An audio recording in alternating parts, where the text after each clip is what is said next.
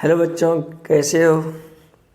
ठीक हो? चलो प्यारे बच्चों, क्या है आज का न्यू लेक्चर है, न्यू चैप्टर है, वो है work energy and power.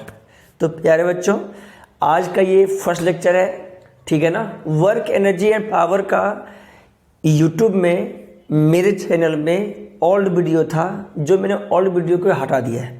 New, बिल्कुल ही न्यू ये वीडियो है। और बिल्कुल ही प्यारे बच्चों रिस्पॉन्स देना है ना, कमेंट, लाइक, सब्सक्राइब जरूर करना प्यारे बच्चों। तो क्या है work energy and power, new chapter, अब बिल्कुल इंटरेस्टिंग चैप्टर। अगर मैं बात करूं for the point for IIT and medical, तो इस चैप्टर का बहुत बड़ा योगदान है प्यारे बच्चों।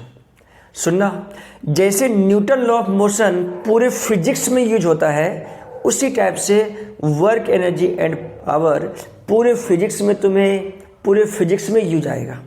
तो ये बातें ध्यान रखना कि जैसे न्यूटन लॉ ऑफ मोशन पूरे फिजिक्स में आता है, वो चाहे क्लास 11 का फिजिक्स हो, चाहे वो क्लास 12 का फिजिक्स हो, same in the same way जो वर्क एनर्जी एंड पावर जो है पूरा फिजिक्स में यूज आता है। तो सिंपल सा बात है, अगर तुम्हें वर्क एनर्जी एंड पावर समझ में आ गया और न्यूटन लॉ ऑफ मोशन समझ में आ गया, तो गारंटी दे के मैं लिख सकता हूँ कि तुम्हें फिजिक्स पूरा समझ में आ जाएगा। ठीक है, चलो तो मैं स्टार्ट करता हूँ, वर्क एनर्जी एंड पावर की बात करता हूँ। तो प्यारे बच्चों, क्या है, तुमने 9th में पढ़ रखा है कि वर्क क्या होता है, कैसे होता है, नहीं होता है, लन फन आलतू फालतू बातें था वहाँ पे 9th में।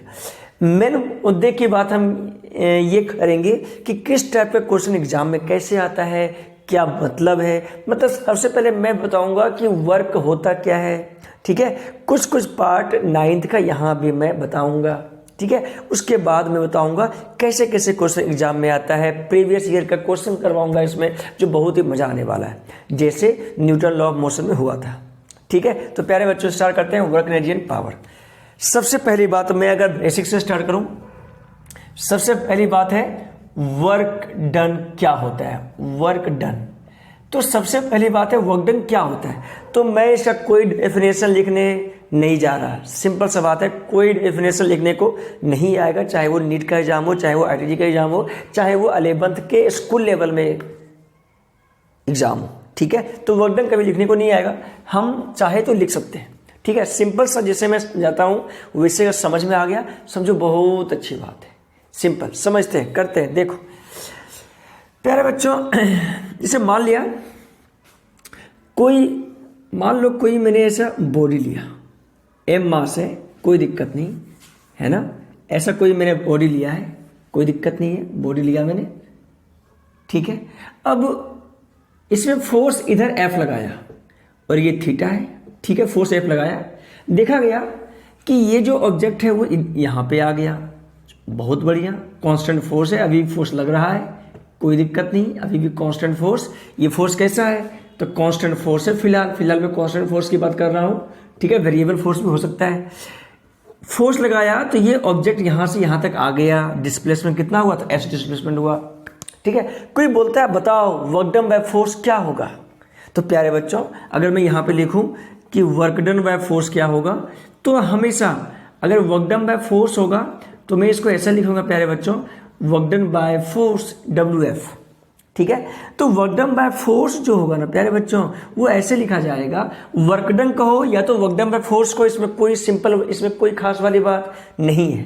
तो सिंपल सा जो वर्क डन होगा ना प्यारे बच्चों, उसको मैं लिखूंगा FS cos थीटा। मतलब F यहाँ पे कांस्टेंट फोर्स है, S क्या है, डिस्प्लेसमेंट है, और theta is the angle between F and S। तुम बताओ, फोर्स उधर लगाया, S इधर है, S इधर है, F उधर है, कितना एंगल दोनों के बीच, तो थीटा। तो प्यारे बच्चों ये थीटा क्या है, तो theta is the angle between किसके बीच का, फोर्स एंड डिस्प्लेसमेंट वेक्टर।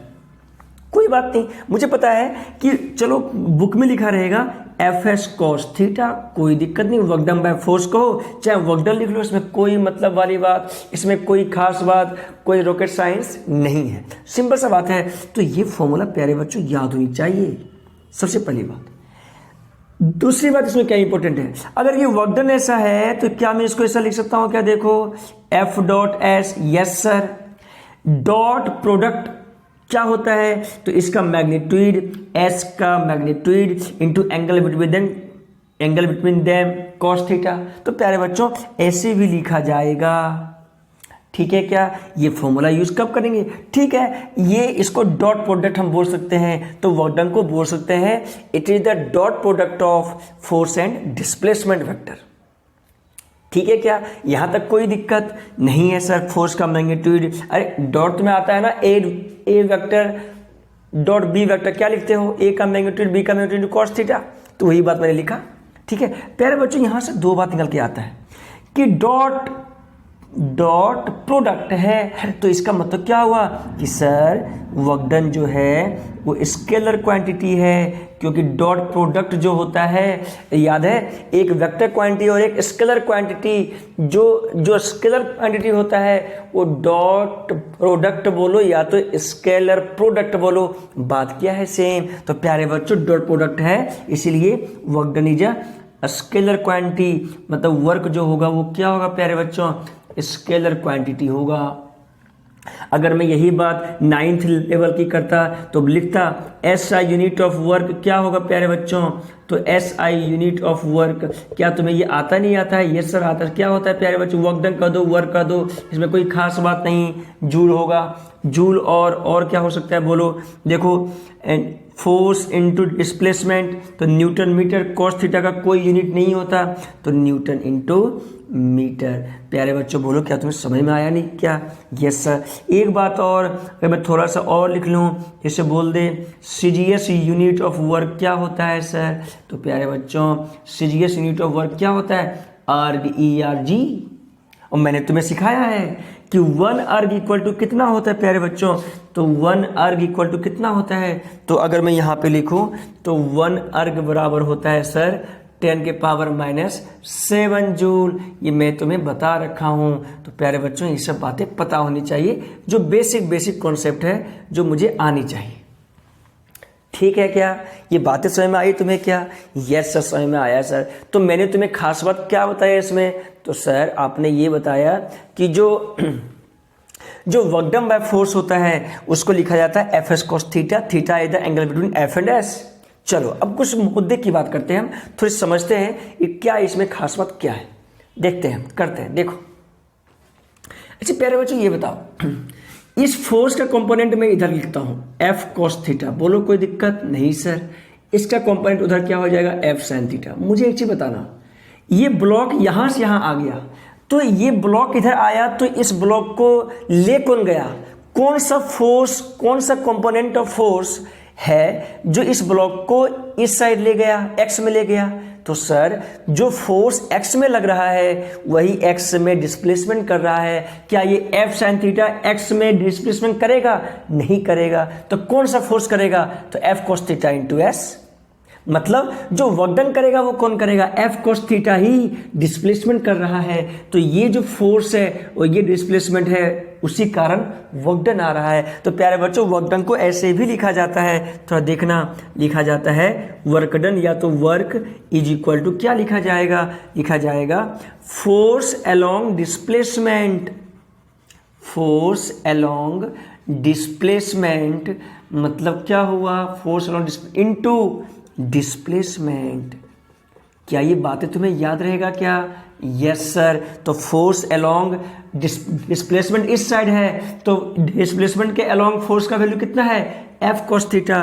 तो प्यारे बच्चों F cos theta into displacement इधर कितना S, तो देखो मिला जुला के कितना आ गया FS cos थीटा। क्या ये वही बात पड़ा, यस सर। कोई दिक्कत नहीं सर, कोई दिक्कत नहीं। प्यारे बच्चों आगे जब एग्जाम्पल करोगे और समझ में आएगा कि इसी ये जो बातें हैं ना, इसको ऐसे भी लिखा जाता है प्यारे बच्चों कि जो वर्क डन जो होता है ना, देखना है मैं तुम्हें एग्जाम्पल के साथ पेश करूंगा, शायद तुम्हें समझ में आ जाए। वर्क डन को कभी ऐसे भी लिखा जाएगा कि force into displacement along force.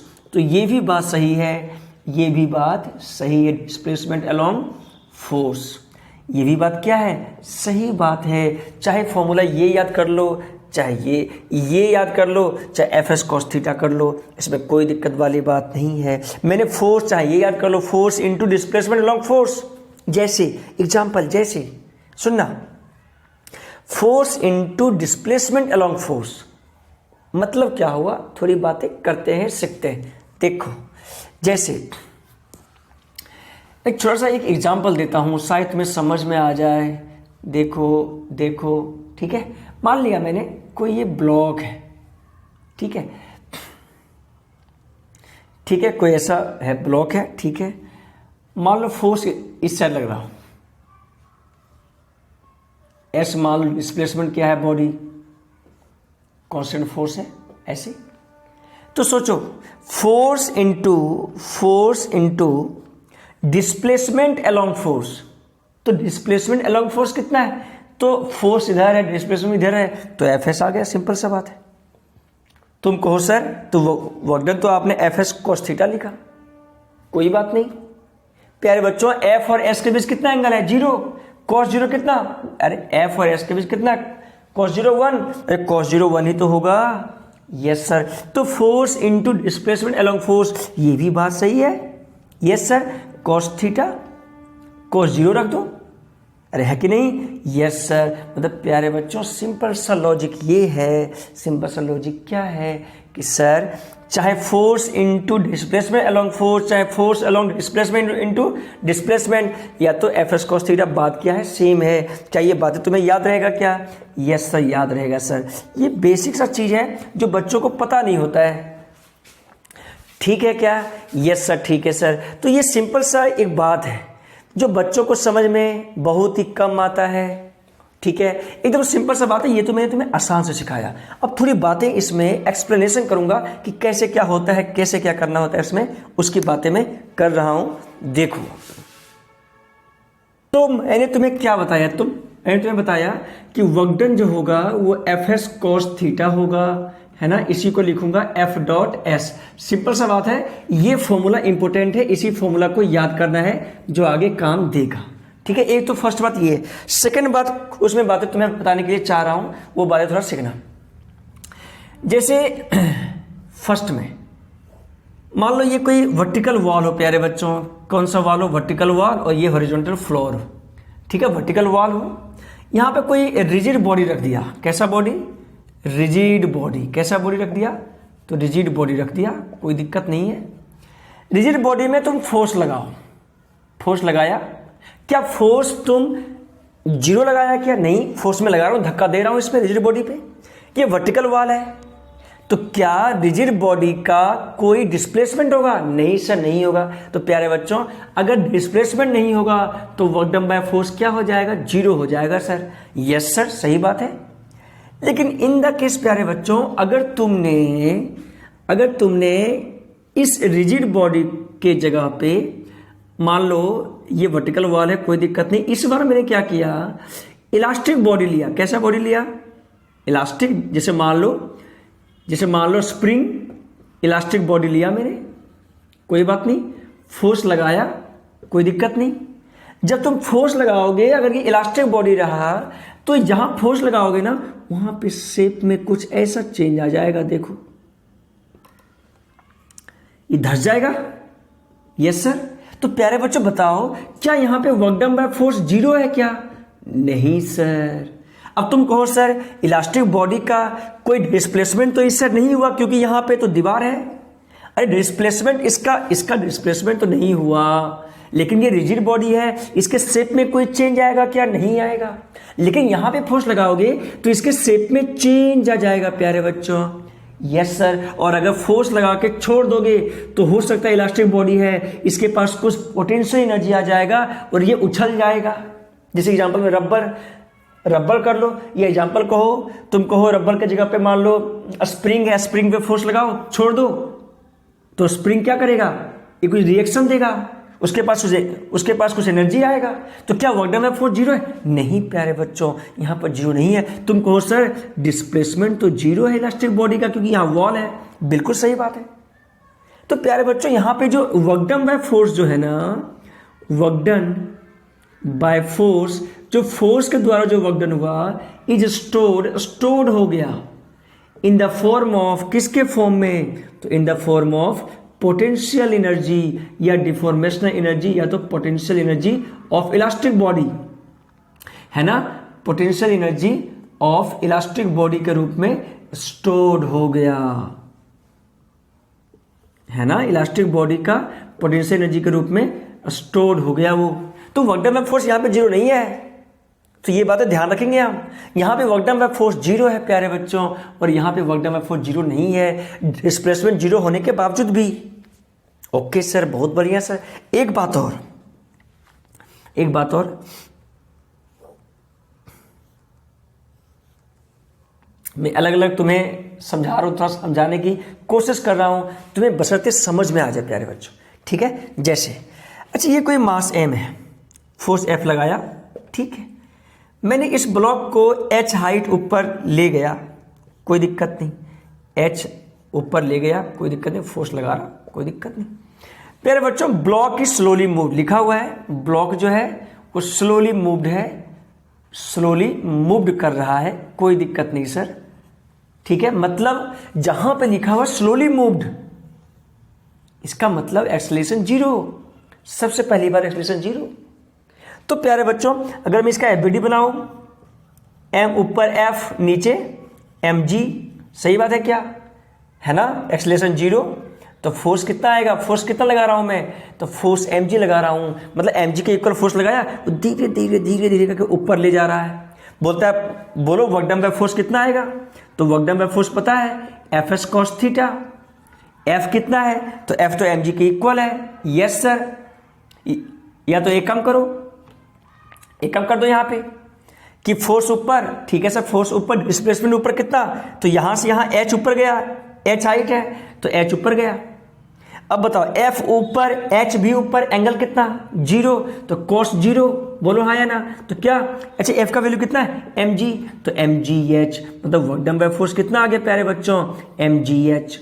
कोई बोलता है वर्क डन बाय ग्रेविटी कितना है, वर्क डन बाय ग्रेविटी, तो प्यारे बच्चों वर्क डन बाय ग्रेविटी क्या होगा, तो वर्क डन बाय ग्रेविटी में WG ऐसे लिखूंगा, yes sir. Work done by gravity क्या होता है, तो वर्क डन बाय ग्रेविटी मुझे पता है force due to gravity into displacement into cos theta, yes sir. Force due to gravity क्या है, तो वेट mg, तो mg s, डिस्प्लेसमेंट क्या है, अब सोचो force work done by gravity, तो mg फोर्स नीचे और डिस्प्लेसमेंट ऊपर, अरे mg तो नीचे ही है ग्रेविटी फोर्स, और डिस्प्लेसमेंट ऊपर, एंगल कितना 180, नीचे mg डिस्प्लेसमेंट ऊपर है कितना h के इक्वल, तो एंगल कितना दोनों के बीच 180, तो mg h cos 180, अरे सही बात है कि नहीं, यस सर। तो ये वर्क डन बाय ग्रेविटी कितना आ गया, तो माइनस mgh, कितना आ गया प्यारे बच्चों, माइनस mgh, मतलब वर्क डन बाय फोर्स आया mgh और वर्क डन बाय ग्रेविटी जो है वो क्या आया, तो माइनस mgh। मतलब सारा कंक्लूजन मिला के दिमाग में क्या रखना है, दिमाग में ये रखना है कि सर अगर, अच्छा एक बात और, जैसे मान लो एक और शानदार एग्जांपल, मतलब शानदार तुम्हें कुछ समझाने चाह रहा हूं मैं। मान लो मैंने फोर्स लगाया, कोई दिक्कत नहीं, बॉडी आ गया, कोई दिक्कत इसमें भी नहीं, बॉडी यहां तक आ गया, वर्क डन बाय फोर्स कहोगे, क्या कहोगे, तो एफ और एस के बीच कितना angle, zero, cos zero 1 F S, ठीक है। कोई बोलता है यहां से यहां बताओ वर्क डन बाय ग्रेविटी कितना हुआ, तो प्यारे बच्चों वर्क डन बाय ग्रेविटी मुझे पता है कि ग्रेविटी का फोर्स कितना है नीचे mg, डिस्प्लेसमेंट इधर, एंगल कितना 90, यस सर। तो force due to gravity into displacement into angle between them, force due to g क्या है ग्रेविटी, तो mg फोर्स है, डिस्प्लेसमेंट कितना है s, अच्छा s और mg के बीच कितना एंगल, तो सर s इधर है mg इधर है, 90 cos 90 प्यारे बच्चों जीरो, तो वर्क डन बाय ग्रेविटी कितना, zero, work done by gravity कितना है प्यारे बच्चों, जीरो। मतलब यहां से मुझे चार बातें निकल के आया, वो क्या क्या आया सुनना। एक बार तो ये है कि अगर किसी बॉडी पर धक्का लगाया रिजिड बॉडी पे और डिस्प्लेसमेंट नहीं हुआ तो वर्क डन जीरो आ सकता है। जीरो वर्क डन कब कब है सुनना पहले, एक तो जीरो यहां पे आ गया और एक जीरो कब आया जब डिस्प्लेसमेंट और फोर्स के बीच एंगल 90 हो, जैसे यहाँ डिस्प्लेसमेंट कितना एस इधर, फोर्स एम जी, कितना एंगल 90, तो उस समय वर्क डन जीरो आया। तो वर्क डन जीरो कब कब आया? जब डिस्प्लेसमेंट जीरो हो रिजिड बॉडी का, और जब बोलो फोर्स और डिस्प्लेसमेंट में एंगल कितना हो 90, तब जीरो आया वर्क डन। ये बात सही है। चलो एक बात तो सीखने को मिला। दूसरी बात क्या सीखने को मिला कि क्या ऐसा पॉसिबल है किसी बॉडी में अगर फोर्स लगाया, डिस्प्लेसमेंट नहीं भी हुआ, फिर भी work done by force zero नहीं है? यस, ये बातें संभव है। संभव कब है प्यारे बच्चों? जब इलास्टिक बॉडी हो, उसमें ये बातें संभव है कि बॉडी का बिना डिस्प्लेसमेंट किए ही वर्क डन आ जाएगा। अब वर्क डन क्या होगा वो बात की बात है, वो तो मैं बताऊंगा बाद में, अभी नहीं। अब यहां पे देख लो, यहां पे मुझे पता है कि ये जो वर्क डन बाय फोर्स है ये कैसा आया, तो पॉजिटिव आया सर, और यहाँ पे वर्क डन बाय फोर्स क्या आया, तो नेगेटिव आया सर। नेगेटिव कब आएगा प्यारे बच्चों? मुझे पता है कि कॉस थीटा मुझे पता है कि कॉस थीटा जब नेगेटिव आएगा उसी समय वर्क डन क्या नेगेटिव आएगा। मुझे पता है कि कॉस थीटा नेगेटिव कब आता है प्यारे बच्चों, तो कॉस थीटा नेगेटिव कब आता है बोलो? जब थीटा क्या हो, जब थीटा क्या हो बोलो तो जब थीटा 90 से ज़्यादा और 270 तक अगर एंगल हो थीटा, उस केस में कॉस का वैल्यू क्या होता है, नेगेटिव। क्या ये बातें याद रहेगा? यस सर, ये बातें याद रहेगा। तो प्यारे बच्चों यहाँ पे एंगल कितना था, 180 था, एम जी नीचे एच ऊपर 180, इसलिए यहाँ पे work done by g zero minus m g h, और यहाँ पे वर्क डन बाय फोर्स ऊपर, डिस्प्लेसमेंट ऊपर, तो प्लस एम जी एच। यहाँ पे देख लो work done by g zero, क्योंकि एम जी नीचे, डिस्प्लेसमेंट इधर, एंगल कितना 90, तो जीरो।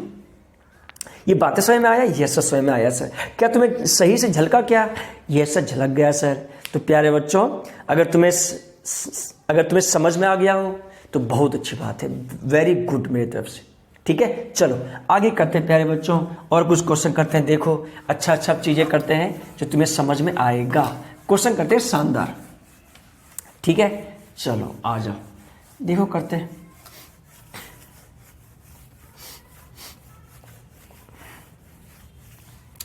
प्यारे बच्चों, जो मैं तुम्हें पढ़ा रहा हूं, अगर तुमने ये याद कर लिया ना, तो मैं कहूंगा नीट या IIT मेंस हो सारा क्लियर हो जाएगा।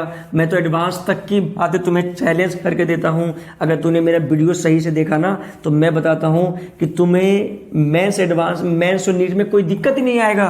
क्योंकि यार इस साल जो है ना, नीट में शानदार रिजल्ट रहा मेरा। सिंपल सा बात है, शानदार रिजल्ट रहा। बिल्कुल कॉपी से, एकदम नोट से क्वेश्चन आता है, जिसमें कोई समस्या वाली बात ही नहीं। सिंपल सा लॉजिक बात है। ठीक है, क्वेश्चन करते हैं, थोड़ा सीखो।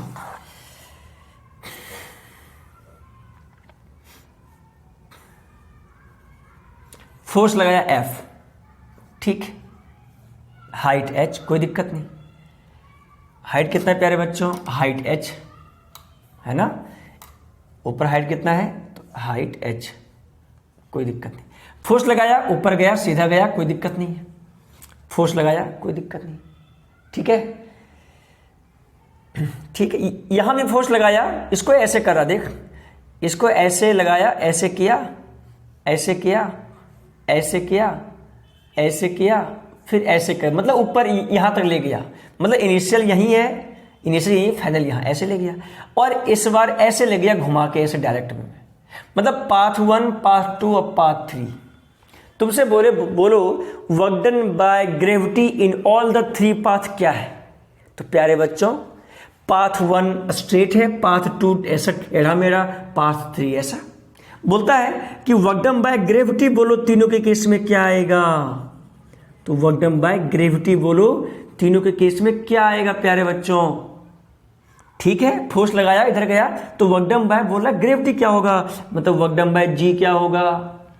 ठीक है, तो work done by gravity in path 1 की बात कर रहा हूं मैं, बोलो। तो वर्क डन बाय ग्रेविटी क्या, तो फोर्स ड्यू टू ग्रेविटी, मतलब मुझे पता है कि फोर्स ड्यू टू ग्रेविटी क्या होता है, तो फोर्स होता है mg। ओके सर, mg नीचे, डिस्प्लेसमेंट ऊपर, 1 में डिस्प्लेसमेंट यहां से यहां तक कितना डिस्प्लेसमेंट है, तो h है, तो mgh cos 180 तो माइनस mgh। ये बातें समझ में आया प्यारे बच्चों? ये सब समझ में आ गया सर, क्योंकि mg नीचे, mg नीचे, डिस्प्लेसमेंट ऊपर है। अरे बोलो कितना एंगल दोनों के बीच, फोर्स और डिस्प्लेसमेंट में, तो 180 तो माइनस mgh। पाथ 2 की बातें कर रहा हूं मैं, work done by gravity in path 2। देखो पाथ 2 में देखो तो ऐसे ऐसे ऐसे ऐसे ऐसे गया है। अब मुझे बताओ डिस्प्लेसमेंट क्या होता है? तो सर डिस्प्लेसमेंट होता है इनिशियल से फाइनल के बीच शॉर्टेस्ट दूरी। यस सर, तो जो डिस्प्लेसमेंट इस पाथ का था वही डिस्प्लेसमेंट इस पाथ का भी है। यस सर, तो इस पाथ का जो डिस्प्लेसमेंट है वो कितना है? तो h ही है। तो प्यारे बच्चों ये भी क्या आएगा? mgh आएगा। mg नीचे, h ऊपर, h क्या है? तो डिस्प्लेसमेंट है प्यारे बच्चों। वही बात किस में आएगा? तो वर्क डन बाय ग्रेविटी इन 3 में आएगा, क्योंकि ऐसे ले जाओ चाहे ऐसे ले जाओ डिस्प्लेसमेंट तो h ही है। तो प्यारे बच्चों तीनों में वर्क डन क्या आया? सेम आया सर। तो work done by gravity in 1, work done by gravity due to path 2, work done by gravity in path 3, तीनों में क्या है प्यारे बच्चों? इक्वल आया। ये बातें सीखने को मिला मुझे। ठीक है सर, आगे करता हूँ कुछ और क्वेश्चन करता हूँ शानदार तरीके से। देखो प्यारे बच्चों, स्ट्रिंग है, बॉल है, m मास का बॉल है, ठीक है, घूम रहा है। ये कैसा कर रहा है? ये वर्टिकल सर्कुलर मोशन कर रहा है, कोई दिक्कत नहीं है सर। वर्टिकल सर्कुलर मोशन कर रहा है, कोई दिक्कत नहीं। मान लो v0 है मीटर पर सेकेंड, यूनिफॉर्म सर्कुलर मोशन कर रहा है, कोई दिक्कत नहीं, इसमें भी कोई दिक्कत नहीं। कोई बोलता है मुझे बताओ कि टेंशन तो चलो इधर लगेगा ही, ये सर्कुलर मोशन है, बोलता है बताओ वर्क डन बाय टेंशन क्या होगा इस केस में? प्यारे बच्चों क्या पूछ रहा है? वर्क डन बाय टेंशन पूछ रहा है, क्या होगा? तो प्यारे बच्चों वर्क डन बाय टेंशन बोलता है क्या होगा? तो वर्क डन बाय टेंशन मुझे पता है tension is also a force, है कि नहीं? यस सर, तो मैं लिखूंगा टेंशन मतलब force, displacement into angle between them. सही बात है क्या? यस सर, कोई दिक्कत नहीं, वर्क डन बाय टेंशन। ठीक है प्यारे बच्चों बताओ, अगर डिस्प्लेसमेंट सोचो तो अगर स्ट्रेट लाइन होता तो डिस्प्लेसमेंट चलो ठीक है, अगर लीनियर मोशन होता तो डिस्प्लेसमेंट कुछ ऐसा होता, लेकिन अगर सर्कुलर मोशन है तो सोचो मुझे चाहिए डिस्प्लेसमेंट चाहिए, मतलब एक लाइन चाहिए, स्ट्रेट लाइन चाहिए। तो स्ट्रेट लाइन सर्कुलर मोशन में क्या होगा? तो स्ट्रेट लाइन जो होगा सर्कुलर मोशन में वो वेरी स्मॉल होगा, ऐसे वेरी स्मॉल। और ये जो स्मॉल जो डिस्प्लेसमेंट होगा ना, जो एक लाइन बनेगा, एक लाइन स्ट्रेट लाइन, वो वेरी स्मॉल, जो बिल्कुल क्या होगा? टेंजेंट होगा। यस सर, तो प्यारे बच्चों तो यहां भी जो डिस्प्लेसमेंट होगा, जो एक लाइन बनेगा। अच्छा डिस्प्लेसमेंट क्या? तो एक लाइन, डिस्प्लेसमेंट क्या होता है? इनिशियल से फाइनल के बीच दूरी, तो एक स्ट्रेट लाइन बनता है। तो सर्कुलर मोशन में कहीं भी कोई स्ट्रेट लाइन पॉसिबल है नहीं, लेकिन ये भी पॉसिबल है कब? जब छोटा सा लाइन बने, छोटा सा स्ट्रेट लाइन बने। यस सर, जो बिल्कुल क्या होगा प्यारे बच्चों? जो बिल्कुल ही टेंजेंट होगा। यस सर, तो मुझे बताओ टी और एस के बीच कितना एंगल हो जाएगा? 90। फोर्स और मुझे पता है कि यहां भी कहीं भी रहे टेंशन डिस्प्लेसमेंट के बीच कितना एंगल होगा? 90। यहां भी 90, हर जगह क्या होगा? तो 90 ही होगा। टेंशन यहां, डिस्प्लेसमेंट एकदम बिल्कुल टेंजेंट ही होगा प्यारे बच्चों, क्योंकि ये सर्कुलर मोशन है कि नहीं? यस सर, तो वर्क डन बाय टेंशन कितना हो जाएगा? T S cos 90 zero. तो वर्क डन बाय टेंशन यहाँ पे क्या हो जाएगा प्यारे बच्चों? हमेशा के लिए zero. Work done by tension is zero. ये बातें समझ में आया नहीं आया? यस सर, समझ में आया सर। तो प्यारे बच्चों work done by tension zero, ये कहाँ पे यूज आएगा? ये तुम्हें आगे बहुत ज़्यादा यूज आने वाला है। आगे वर्क एनर्जी में ये कॉन्सेप्ट बहुत ज़्यादा यूज आएगा प्यारे बच्चों, तो ये बातें ध्यान रखना। ठीक है, अब इसमें क्या खास बातें हैं जो बच्चों को दिक्कत करता है? कोई पूछता है कि बताओ किसी फोर्स के द्वारा अगर वर्क डन जीरो है तो क्या उस फोर्स का कोई यूज नहीं? तुमसे कोई क्वेश्चन पूछता है, मुझे बताओ कि प्यारे बच्चों मुझे बताओ कि किसी फोर्स के द्वारा वर्क डन जीरो है, क्या उस फोर्स का कोई यूज नहीं? यस सर, है जरूर सर। कैसे बताओ? सोच एक बार, बताओ क्या अगर टेंशन, क्या वर्क डन जीरो है, वर्क डन बाय टी क्या फोर्स, तो वर्क डन बाय टेंशन अगर जीरो है, क्या इसका मतलब ये है कि फोर्स मतलब टेंशन इज नॉट यूजफुल? क्या इसका मतलब है implies that tension is not useful? अरे नहीं, ये गलत स्टेटमेंट है। और सुनना, जो मैं लिखता हूं कॉपी में तुम भी लिखना। और सुनना, क्या work done by tension zero मतलब टेंशन इज नॉट यूजफुल? गलत बात। अगर टेंशन जीरो हो जाए ना बाबू, मान लो यहां टेंशन जीरो हो गया, स्ट्रिंग गिर जाएगा, मतलब ये जो बॉल है इसके साथ वो गिर जाएगा नीचे, फिर ये सर्कुलर मोशन नहीं कर पाएगा। ठीक है क्या? Yes sir. तो ये टेंशन इज नॉट यूजफुल, ये गलत बात है। मतलब जैसे मान लो मैंने क्या किया, दीवार में धक्का लगाया, दीवार में धक्का लो, मैंने ऐसे धक्का लगाया, क्या दीवार का कोई डिस्प्लेसमेंट हुआ? नहीं। अरे मैं तो फोर्स तो लगा रहा हूं, क्या फोर्स का कोई यूज नहीं है? यस सर यूज है। क्यों? क्योंकि सोचो अगर दीवार हट जाए ना तो मैं गिर जाऊंगा, धक्का लगाऊंगा तो। Yes sir. तो मैंने जो फोर्स लगाया उस फोर्स का तो यूज है ही। क्या यूज है? कि दीवार मुझको भी उल्टा फोर्स लगा रहा है, इसलिए मैं ऐसे रुका हुआ हूं। यस सर, सही बात है कि नहीं? Yes sir. तो प्यारे बच्चों, work done by tension zero है, तो टेंशन इज नॉट, ये गलत बात है, टेंशन यहां पे यूजफुल है। ठीक है, चलो। अच्छा ये बताओ, अर्थ होता है हमारा, कोई दिक्कत नहीं, अर्थ है सर, कोई दिक्कत नहीं, अर्थ है। ठीक है, इसके चारों ओर सैटेलाइट घूमता है, ये बातें तुम्हें पता ही होगा। यस सर, पता है सर। सैटेलाइट अर्थ के चारों ओर घूमता है। ठीक है सर, सैटेलाइट अर्थ के चारों ओर घूमता है। ठीक है, स्पीड मान लो v0 स्पीड है, कोई दिक्कत नहीं।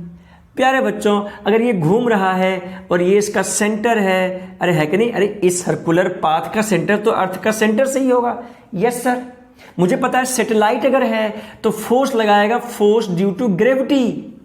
मतलब अर्थ क्या लगाएगा सैटेलाइट पे? फोर्स लगाएगा नीचे की ओर, force due to g, gravity force. अब सोचो प्यारे बच्चों, ये लगाएगा ग्रेविटी फोर्स, और ये जो सैटेलाइट पे है उस पे फोर्स एग्जर्ट करेगा। कौन सा फोर्स? तो सेंट्रीफ्यूगल फोर्स। वो क्या होगा? तो m ओमेगा स्क्वायर r होगा सेंट्रीफ्यूगल फोर्स। r क्या है? तो यहां से यहां तक का दूरी है। Yes sir. तो क्या वर्क डन बाय ग्रेविटी क्या हो रहा है मुझे बताना। Work done by gravity on satellite क्या कहोगे? बताओ, सैटेलाइट पे वर्क डन बाय ग्रेविटी क्या कहोगे? तो वर्क डन बाय ग्रेविटी में force due to gravity into displacement angle between them. Yes sir, मुझे पता है सर्कुलर मोशन में जो डिस्प्लेसमेंट होगा वो टेंजेंट होगा, और कितना एंगल बनाएगा? 90। तो फोर्स ग्रेविटी और एस में कितना एंगल? 90। तो प्यारे बच्चों, F g S cos 90 zero, तो work done by gravity zero. अरे है कि नहीं? Yes sir. देखो, वर्क डन बाय ग्रेविटी यहां जीरो है, वर्क डन बाय टेंशन यहां जीरो है।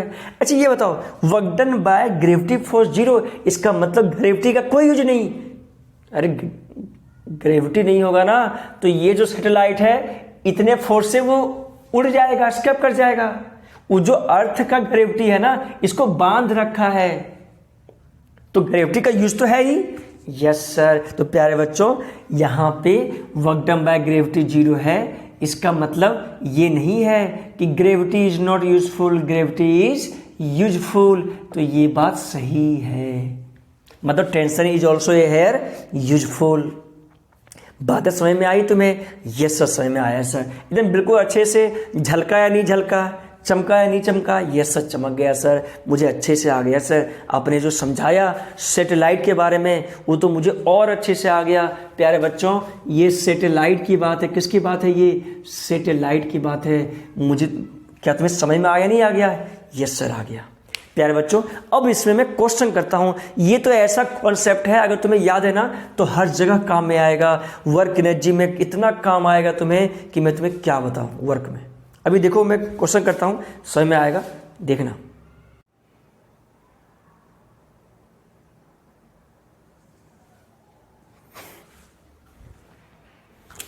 चलो बच्चों, तो इस पे कुछ हम एग्जाम्पल करते हैं, अच्छा एग्जाम्पल, शानदार एग्जाम्पल करते हैं, थोड़ा करते हैं, देखते हैं। इधर देखो,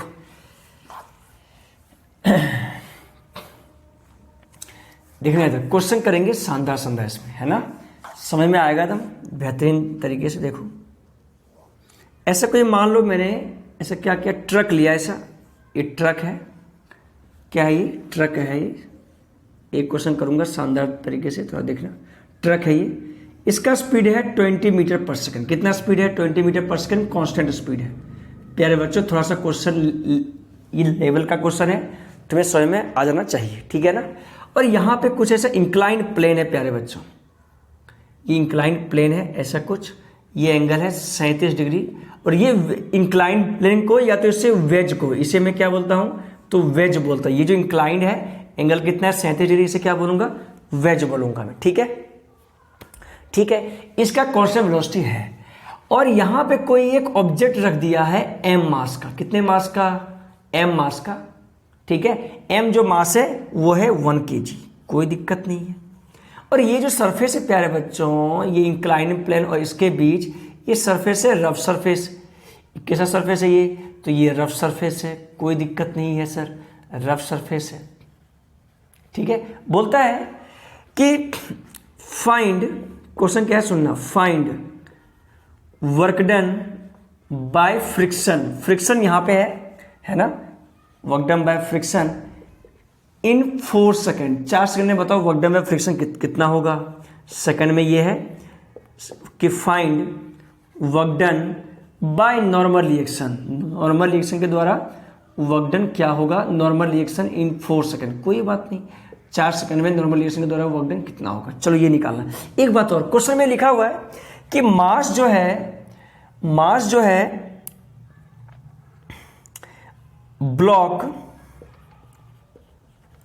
ऑफ मास m, क्वेश्चन में लिखा हुआ है of mass m 1 kg remains stationary, मतलब ये रुका हुआ है, रिमेन्स स्टेशनरी, ठीक है, with respect to wedge. Wedge के रेस्पेक्ट, वेज या तो ट्रक के रिस्पेक्ट में, ट्रक है ये ट्रक है, उसके रिस्पेक्ट में ये वेज, ये ब्लॉक क्या है तो रेस्ट पे है। तो बोलता है बताओ find the work done by friction, find the work done by normal reaction in 4 second. सुन लो कैसे बनाऊंगा, इधर समझना है। इधर प्यारे बच्चों सबसे पहले देखो तो वर्क डन निकालना है, वर्क डन बाय फ्रिक्शन निकालना है। तो मुझे पता है frictional force into displacement into angle between them, यही तो होगा। Yes sir. तो प्यारे बच्चों डिस्प्लेसमेंट कितना हुआ तो मुझे बताओ।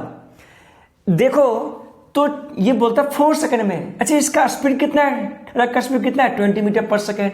मुझे पता है कि 4 सेकंड में ये कितना डिस्टेंस आगे जाएगा, तो 4 सेकंड में ये जाएगा 80 मीटर, क्योंकि डिस्टेंस बराबर क्या होता है स्पीड इनटू टाइम। 4 सेकंड में कितना डिस्प्लेसमेंट होगा, एस लिख दो, 80 मीटर ये ट्रक आगे बढ़ेगा।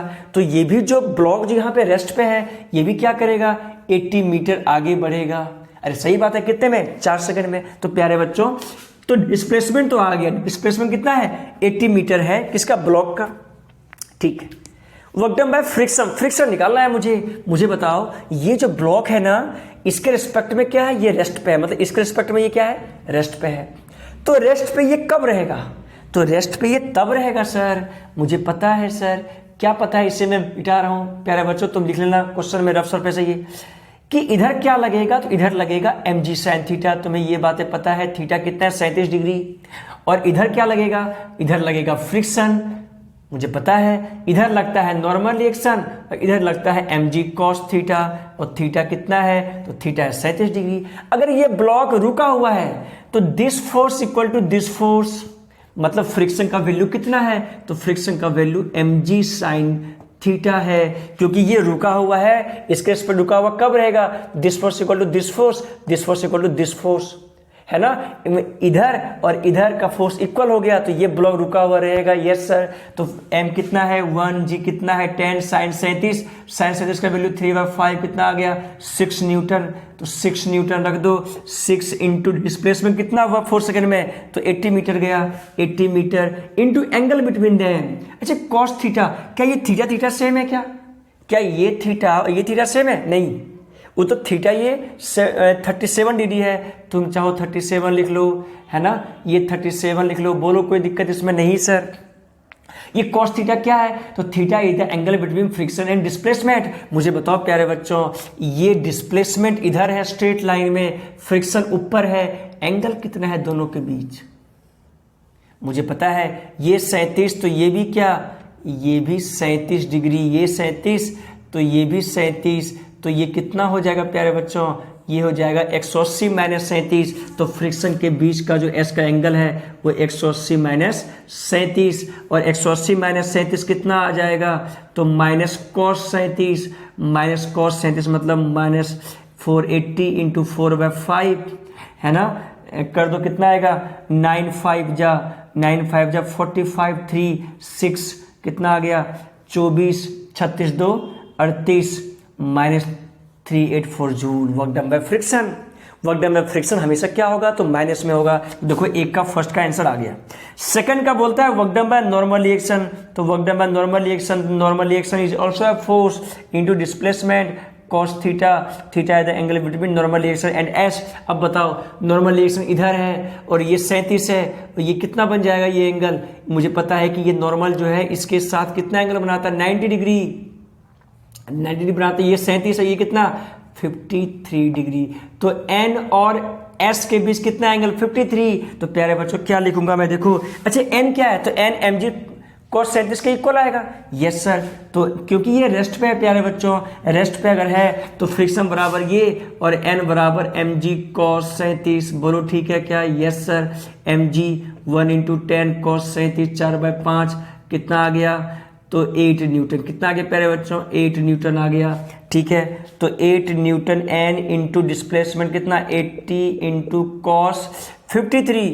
cos 53 का वैल्यू कितना होता है, तो cos 53 का वैल्यू मैंने तुम्हें लिखा रखा कितना होगा, ये 64 है ना 600, और ये cos 53 कितना, तो 3/5, 3/5 कैंसिल करो कितना आएगा, 12 5 जा, ठीक है 68 है ना, तो ये भी आएगा प्लस 384 जूल। सॉल्व कर लो, समझ में आया नहीं आया, यस सर। तो प्यारे बच्चों क्या तुमसे ऐसा क्वेश्चन बनेगा नहीं बनेगा। अच्छा मेन क्वेश्चन में क्या था पता है, मेन क्वेश्चन इसमें क्या था, मेन क्वेश्चन में ये था कि बोलता है ब्लॉक जो है वो रिमेन्स स्टेशनरी है वेज के रिस्पेक्ट में, मतलब फ्रिक्शन बराबर। अब अच्छा क्या यहाँ खोजेगा sir, work done by friction बोल रहा है सर, तो फ्रिक्शन तो न्यू mg cos थीटा होता है, न्यू का वैल्यू गिवन नहीं है, मतलब क्वेश्चन रॉन्ग है। बच्चा ये बोलेगा, ये क्वेश्चन रॉन्ग नहीं है। बोलता है रेस्ट पे कब रहेगा, जब फ्रिक्शन बराबर mg sin थीटा हो और n बराबर mg cos थीटा, वही रख दिया खत्म। समझ आया नहीं आया, यस सर समझ में आया सर। क्या तुमसे ऐसा क्वेश्चन बनेगा नहीं बनेगा, बोलो हाँ या ना, यस सर बन जाएगा। तो प्यारे बच्चों नेक्स्ट लेक्चर में मैं इससे और अच्छा एग्जांपल दूंगा। क्या ये तुम्हें समझ में आया नहीं आया, यस सर आ गया। तो प्यारे बच्चों अगर ये मेरा फर्स्ट लेक्चर है वर्क एनर्जी का, मैं बताता हूँ, मैं ऐसा एग्जांपल करवाता हूँ जो ट्रू कॉपी एग्जाम में आता हो, ठीक है क्या। तो प्यारे बच्चों अगर अच्छा लगा हो तो लाइक सब्सक्राइब अपने दोस्तों के साथ शेयर करो, मुझे भी अच्छा लगता है। Good bye, thank you, best of luck. चलो।